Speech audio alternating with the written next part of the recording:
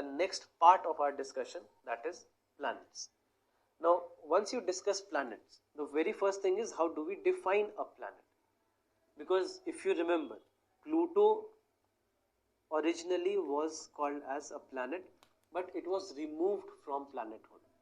So there were some reasons behind it, and the reasons can be seen in the definition. So when we talk about planets, planet is an astronomical body that is orbiting around the star. First of all, it should be massive enough to be rounded by its own gravity. So you want a spheroid or a sphere. Then is not massive enough to cause thermonuclear fusion. So there should not be any thermonuclear reaction that should be happening inside a planet. And then finally has cleared its neighboring regions of planetesimals. And this third point is where Pluto lost its planethood. So because Pluto is spherical in shape, Pluto is not massive enough to cause thermonuclear reactions inside it, but Pluto has not been able to clear off its neighborhood. And that is the main reason why it has been named as a dwarf planet. So instead of planet, now Pluto is called as a dwarf planet. Now, what do we mean by clearing the neighborhood? Imagine the Earth. Earth also has a neighbor, which is the Moon. But the Moon is revolving around the Earth. What happens in case of Pluto is that there are certain other dwarf planets which are also in the vicinity of Pluto, but what should happen ideally is that either those planets or those dwarf planets, they should collide with Pluto, or they should start revolving around Pluto. But nothing of that sort is happening. They also have their orbits around the Sun along with Pluto, which is also in the vicinity. And that is why, because of this very thing, Pluto lost its planethood. Pluto became a dwarf planet, although the reason behind it was different. There is another planet, or you can say another dwarf planet, that is very similar to Pluto and is very close to Pluto, called as Aries. Now this Aries originally was supposed to be, or thought to be, bigger than Pluto. Now there was one debate that happened, that if Aries is bigger than Pluto, why not call Aries also as a planet? Why is Aries not a planet but Pluto is a planet, although Pluto is smaller than Aries? So what was decided finally is that let's not consider even Pluto as a planet. And this definition came in 2006. So after that, Pluto was considered as a dwarf planet. But later, what was found that Aries actually is smaller than Pluto. So Pluto lost its planethood for nothing. So anyway, coming back to the discussion, now when we are discussing planets, we have 8 planets in the solar system. Pluto is not considered the planet anymore. Now let's start with the first planet that we have. Now just remember that once we start discussing these planets, the information, the basic information about these planets are not important. What is important are something which is unique to any planet. So for example, the information that you look here, what is the diameter or the mass or orbit distance, orbit period, all these things are not something which can be asked in the examination. But what can UPSC ask? UPSC can ask you which is the hottest planet of the solar system. Now, Mercury is the nearest planet to the Sun. So the natural tendency to think would be that this should be the hottest planet of the solar system. But that's not the case. Venus is the hottest planet of the solar system for separate set of reasons. So we'll look at those reasons once we start discussing Venus. So these are the kind of points that we'll look into, the points which are unique to any planet. But what are the unique points? Just have a look at some of the unique points, and before that, let's have a comparative distance analysis. Just look at this, that if this is our Earth, this is Mercury, so much smaller in size. This is Mercury and this is Earth, so very close to the Sun if you take the distance between Sun and Earth into considerations. So let's talk about the unique points. The very first thing is that it does not have any moons.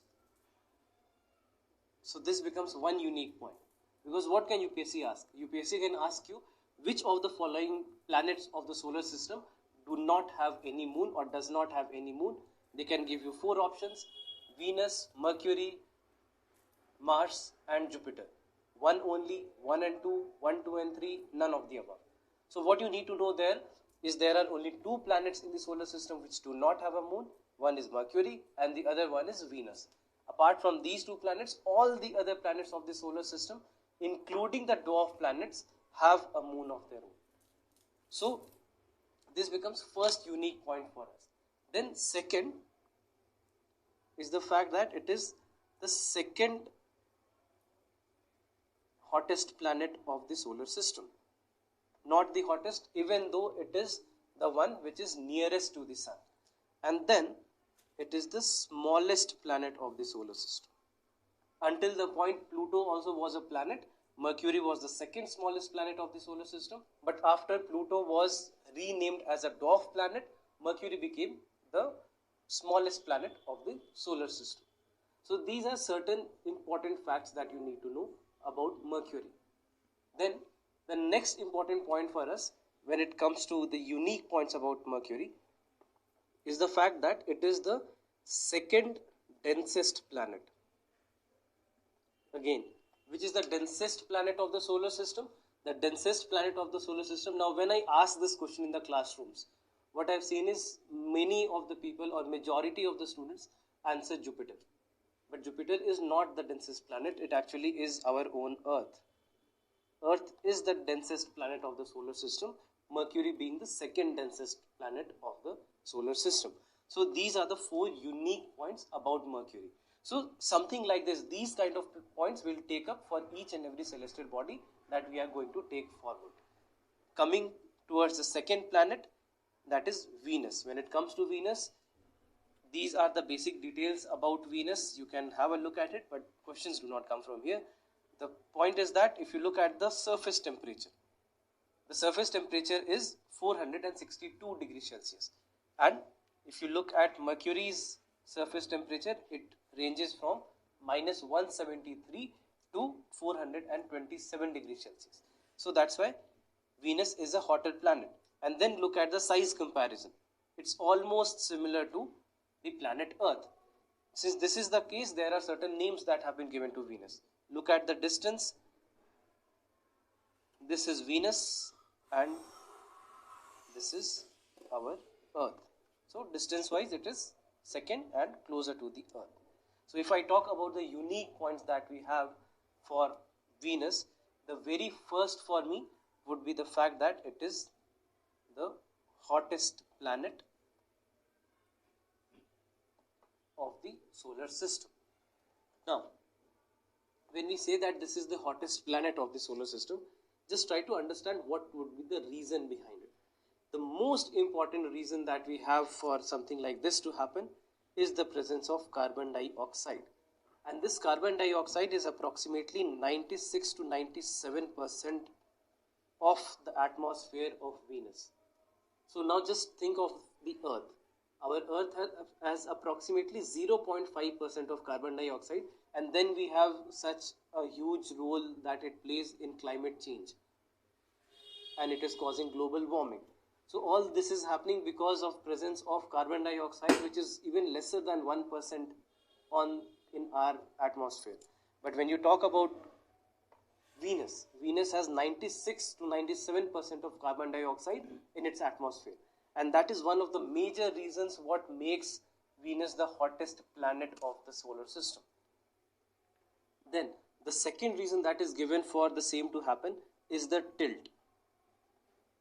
So there is no tilt of Venus on its axis just as we have for the Earth. That is not the case with Venus.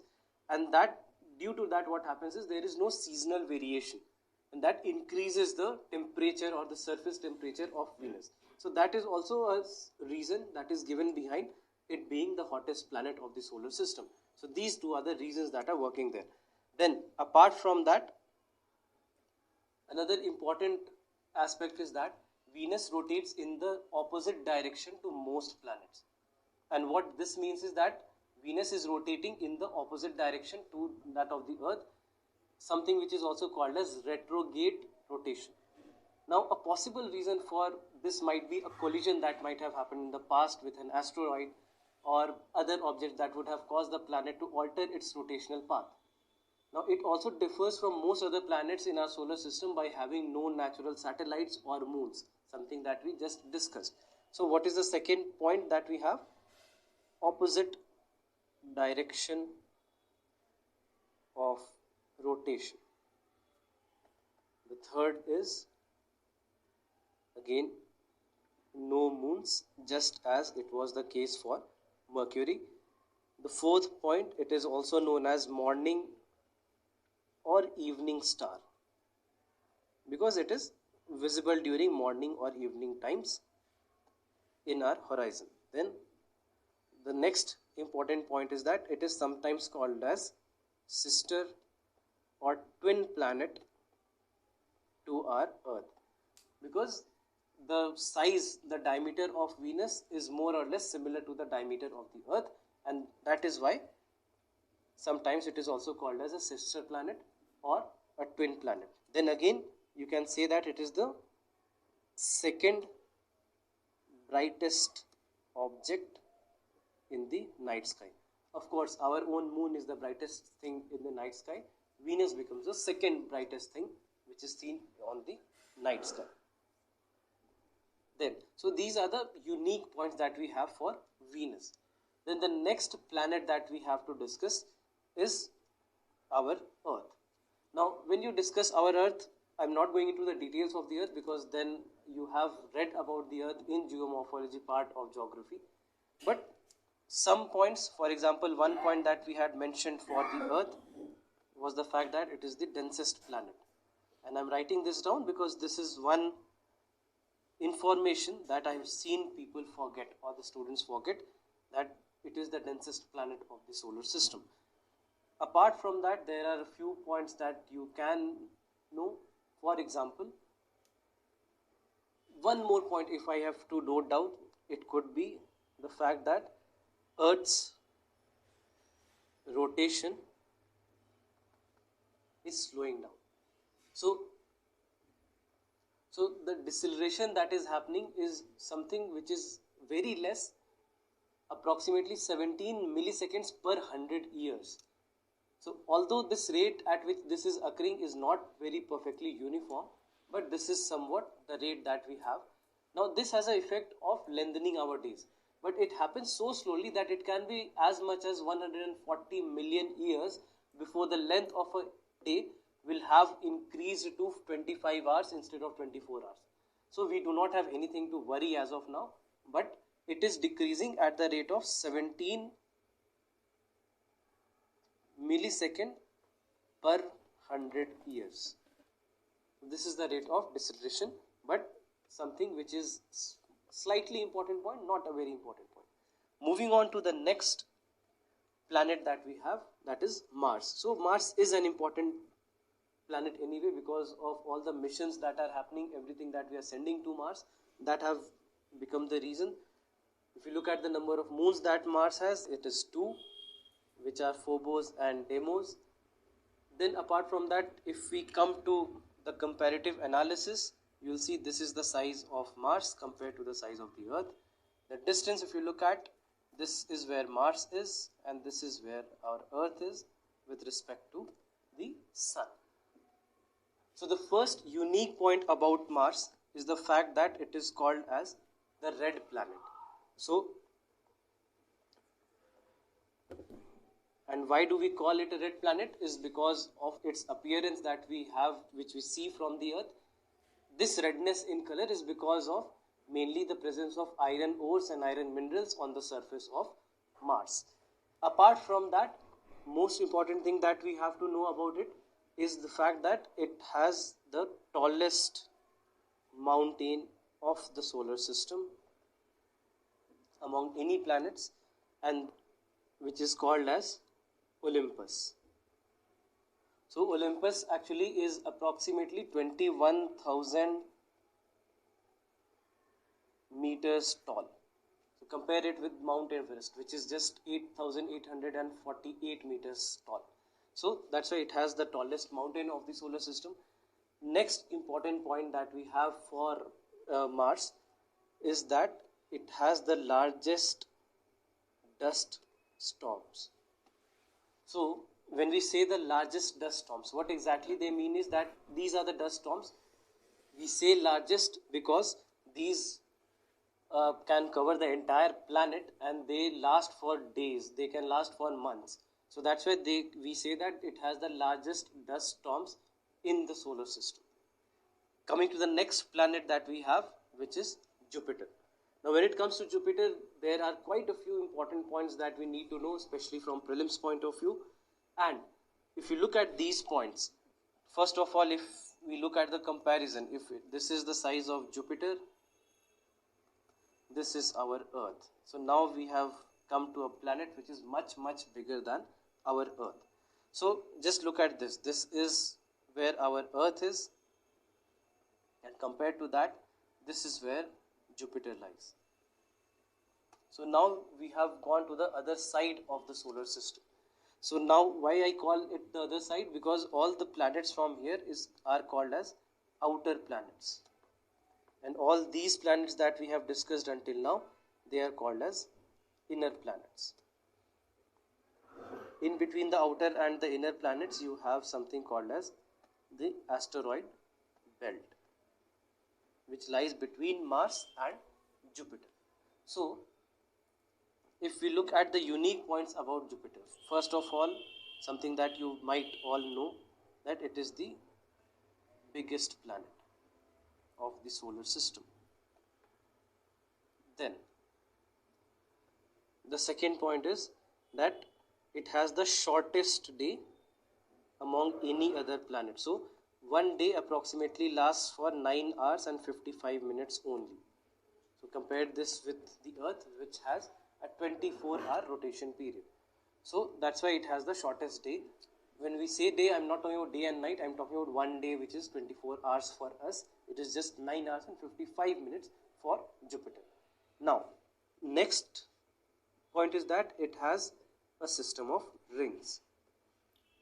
Now, the ring system for Jupiter are not as pronounced for Jupiter as they are for Saturn, but it has a very thin set of rings.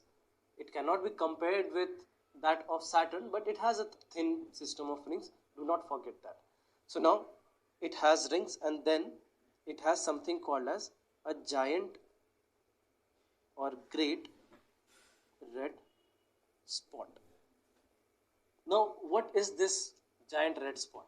So it is something which is situated at 22 degrees south latitude of Jupiter, and this is a storm that has been raging for at least probably 200 years. The upper estimates suggest that this storm could have been there on the planet for more than 350 or 400 years, maybe even 500 years. So a giant red spot actually was seen on Jupiter for the first time back in 17th century, when we for the first time we started using telescopes for observation. So we do not know whether the red spot that we see, is it the same red spot that was observed, or has the Jupiter got so many such red spots, or the storms that have been going on which are forming that red spot on Jupiter. Then one more point that is worth mentioning here is about Ganymede. And Ganymede is one of the moons of Jupiter, and it is the largest moon that any planet has. So Ganymede is the largest moon of the solar system. So if you have to add a few points, you can add about the giant red spot. First, that it is a storm that has been raging on Jupiter for at least 200 years. Then the fact that they rotate in anti-clockwise manner. They take approximately, you can say, 6 Earth days for their rotation. Then the reason why they are red. So scientists have different theories that why it could be red. Most accepted theory is that it could be because of presence of red organic matter on Jupiter. So although we do not know whether this is the right reason, but this is one of the most accepted reasons that has been given for the giant red spot. Now Another discussion that we can have is about Jupiter's atmosphere. So Jupiter's atmosphere is special because it is the largest planet of the solar system, and the atmosphere of Jupiter is made up of hydrogen and helium in roughly the same proportions as they are found in the Sun. So however, it also contains many small amounts of other space gases such as methane or ammonia, water vapor, etc. But 90% of the atmosphere of Jupiter is made of hydrogen. And that's why it would be impossible for humans to breathe in this atmosphere. And to do these estimates only, we had sent one of our probes also, which is Juno. And if you remember, if you go back to the question paper of 2017, there was a question in GS paper 1 that was asked, that was what or how is the Juno mission going to help us understand the evolution of the Earth. So Juno mission is basically the mission that is being sent or that was sent to Jupiter. Last in the year 2016 and 17, Juno was in news, and that's why a question came on Juno in 2017 mains examination. So the main reason was that they wanted to test the atmosphere of Jupiter. They wanted to test how exactly is the composition of Jupiter, because Jupiter is supposed to be one of the earliest planets that was formed in the solar system. Earth was probably formed after Jupiter came into existence. If you look at the theories that support the formation of planets or the formation of the Earth, we do not have a definite theory that says, okay, this is how the planets were formed, this is how the planets came into picture. So there are many theories. So that's why the scientists are looking into the facts which are related to these planets so that they can have an estimate how the planets would have come into picture. So these kind of estimates the NASA was trying to do through its Juno mission, and that was one of the strongest reasons why Juno was sent to Jupiter, so that it can take an estimate of the surface of Jupiter, the atmosphere of Jupiter, and probably they could have some hints to how the Earth would have been formed, how the atmosphere of the Earth would have come into being. So because of all these reasons, this particular probe has been sent by NASA to Jupiter. So these are the few important points which are worth mentioning about Jupiter. Now the next planet that we have is Saturn. So when it comes to Saturn, it has the thickest ring systems. This is something that you would all know. If you look at the comparison of size and distance, size wise, again, this is the Earth, this is Saturn. Look at the distance. This is the distance between the Sun and the Earth, and this is the distance between Saturn and the Sun. So now we have gone very, very far away from the inner planets and very, very far away from the Earth itself or the Sun. So now, talking about Saturn. Saturn is the sixth planet of the Sun, as you can see in this diagram itself, and the most distant thing that can be seen from the naked eye. So anything or any planet that is beyond Saturn is not visible to the naked eye. It is the second largest planet of the solar system, and of course it is best known for its ring system that was first observed by Galileo in 1600s, approximately 1610. Now the atmosphere of Saturn also is very similar to Jupiter. It also is made of hydrogen, helium and other gases, when methane also is one of the most important gases. So if we look at the important points about Saturn, the first thing is that Saturn is the last planet visible to naked eye. Then, so the next important point is that it is the flattest planet of the solar system. So why do we say it is the fattest planet? Because the ratio of the equatorial diameter to the polar diameter of Saturn is the highest. So basically the polar diameter is just 90% of the equatorial diameter. That makes it the flattest planet of the solar system. Now apart from that, another important point is that Saturn also has an oval shaped storm which is similar to Jupiter's. The region which are associated or around the North Pole have an hexagonal pattern of clouds, and scientists think that this would be a wave pattern in the upper clouds. the planet also has a vortex over its south pole that is responsible for hurricane-like storms that happen on the planet, but it's not a very important point to mention. Then, the next and the most important point is the fact that it has a system of rings that is the best known feature of Saturn. So, the Saturn's rings are basically said to be made of chunks of ice and other carbon related material which are there in the vicinity of Saturn. The rings are something that stretch out for more than 100,000 kilometers, or approximately you can say 1,20,700 kilometers. So the rings, when we talk about it, they were discovered by Galileo, as I said, in approximately in 1610. What he saw was through its telescope that there was a thin film which was around this particular planet, which he called as the ears of Saturn. So, but the very first close look that we had for Saturn's rings was when the Pioneer was sent in 1971. So when Pioneer went there, we had the very first set of photographs that were sent. So Saturn's rings, as I said, it's made of billions of particles that range from the size of a very tiny dust to size of celestial bodies that are in the vicinity, which are as large as mountains. So these are made of chunks of ice, rock and dust, and they are believed to have come from asteroids or comets, or even from some of the satellites that would have broken apart from the planet when they try to reach the planet. So all these kinds of theories you have, but these certain information about the rings is also important when it comes to Saturn. Then when it comes to the number of moons of Saturn, it has the largest number of moons. So the next point can be the largest number of moons. So the number of moons is estimated somewhere between 60 to 100. Some websites and some information sources will also tell you 150 plus. So we do not know the entire number or the exact number of moons that Saturn has, mainly because of the fact that the presence of rings do not allow us to have a proper observation sitting on the Earth. So that's why we do not know the exact number of moons that Saturn has, but we have an approximate. But anyway, whatever be the number of moons, what you need to know is the fact that it has the largest number of moons in the solar system. Then, coming to the next planet that we have, which is Uranus.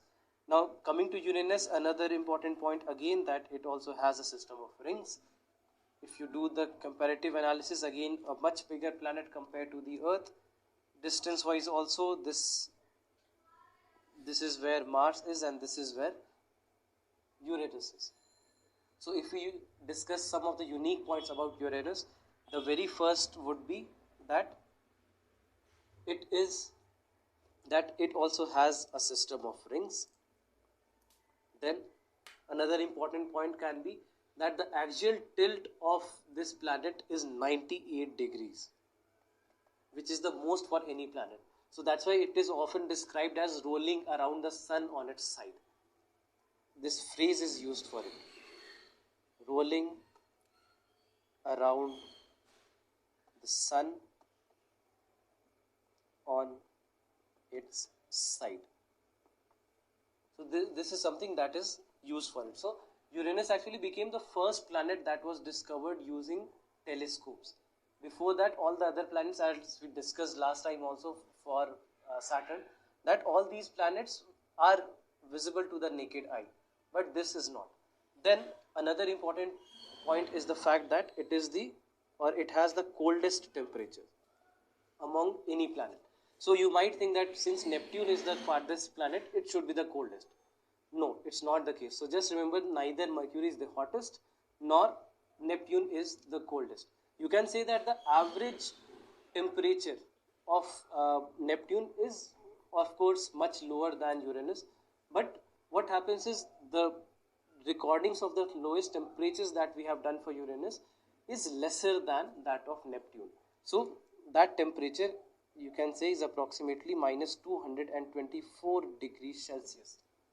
When it comes to Neptune, the average temperature of course will be lower for Neptune, but when it comes to the coldest temperature that is seen on any planet, this is Uranus.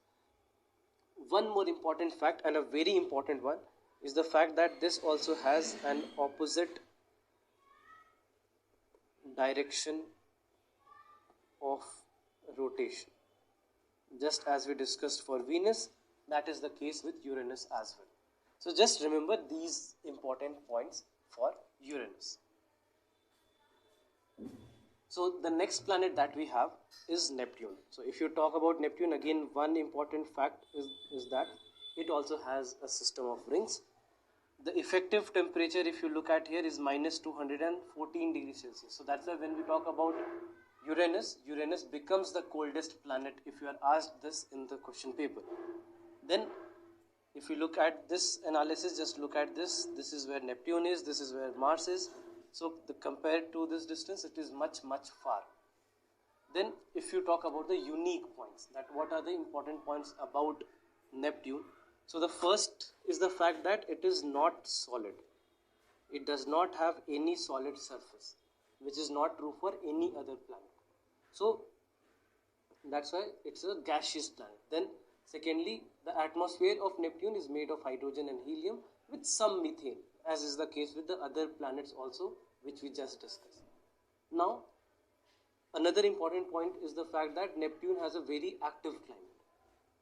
There are large storms that pass through its entire upper atmosphere, and very high winds track around the planet at up to more than 600 meters per second.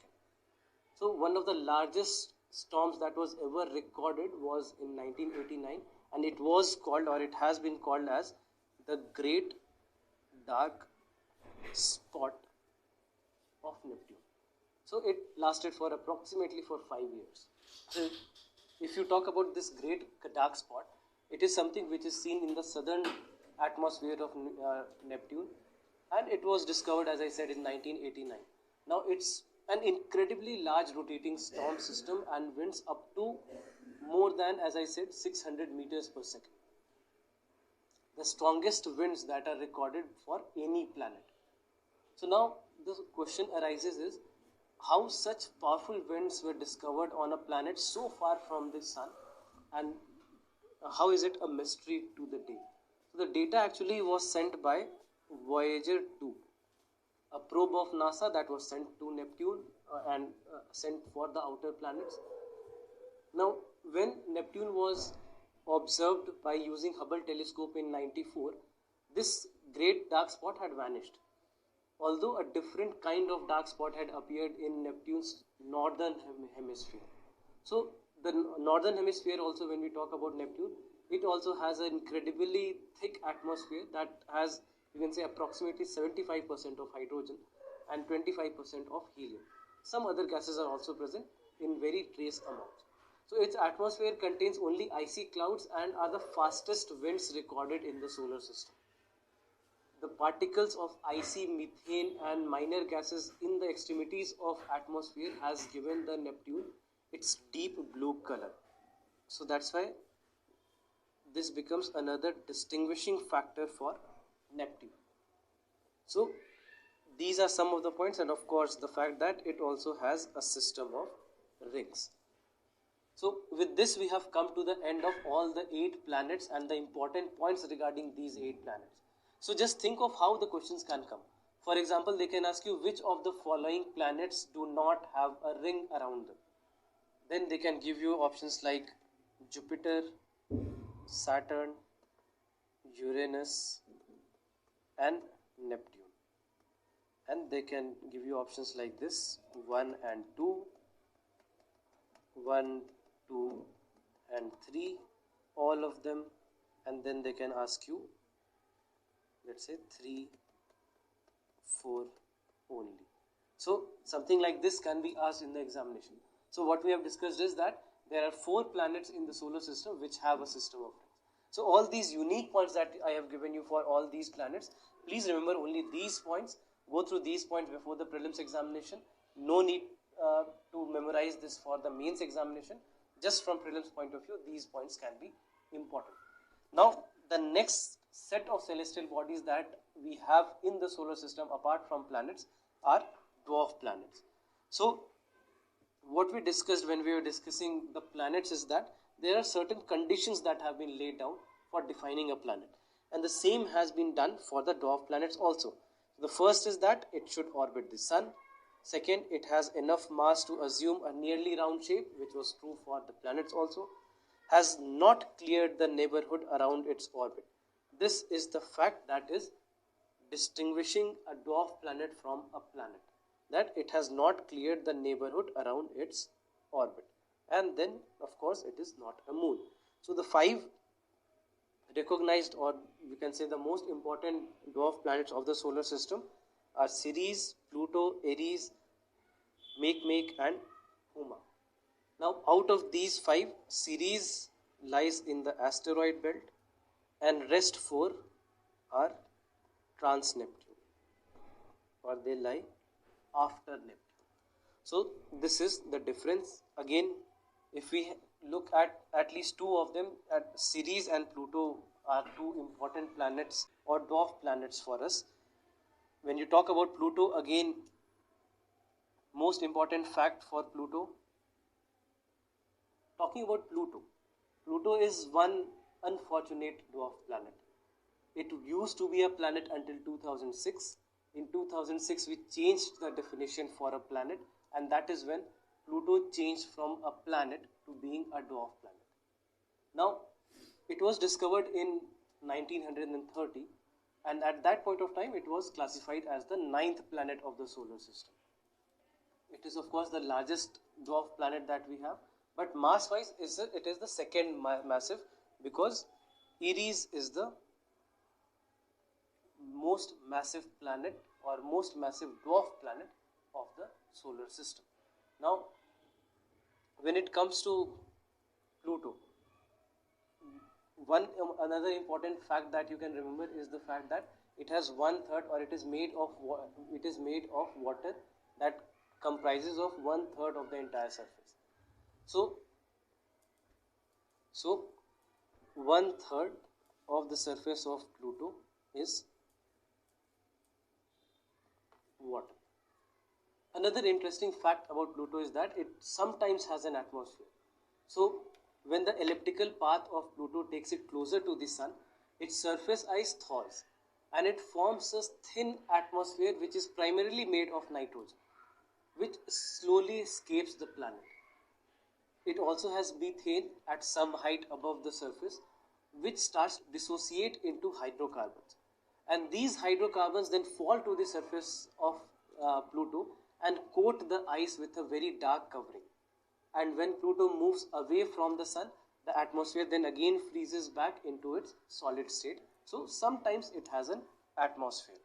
So if you look at the comparison again, this is your moon, this is our Earth, and this is Pluto. So even smaller than our moon.